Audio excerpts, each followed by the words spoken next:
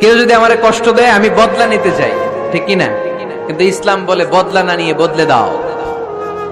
কি করবেন? বদলা নিও না, বদলে দাও। আল্লাহর কাছে বল, বন্ধুর কাছে বলার আগে, স্ত্রীর কাছে বলার আগে, ফেসবুকে শেয়ার করার আগে কষ্টের কথা শেয়ার করব কার কাছে? বিশ্বনবী সাল্লাল্লাহু আলাইহি ওয়াসাল্লাম আমাদেরকে এটাই শিখিয়েছেন। এই শিক্ষার মধ্য দিয়ে গোটা বিশ্বকে তিনি চেঞ্জ করে দিয়েছেন। তার নাম মুহাম্মদ সাল্লাল্লাহু আলাইহি ওয়াসাল্লাম। এই সূরা থেকে আমাদের জন্য শিক্ষা হচ্ছে আমরা বিপদে আপদে সব সময় ভরসা রাখবো একজনের উপর, তিনি কে? আর মনে রাখতে হবে the grief isn't permanent, the struggle isn't permanent। এই পৃথিবীর কোন দুঃখ কষ্ট আর সমস্যা এটা পার্মানেন্ট নয়।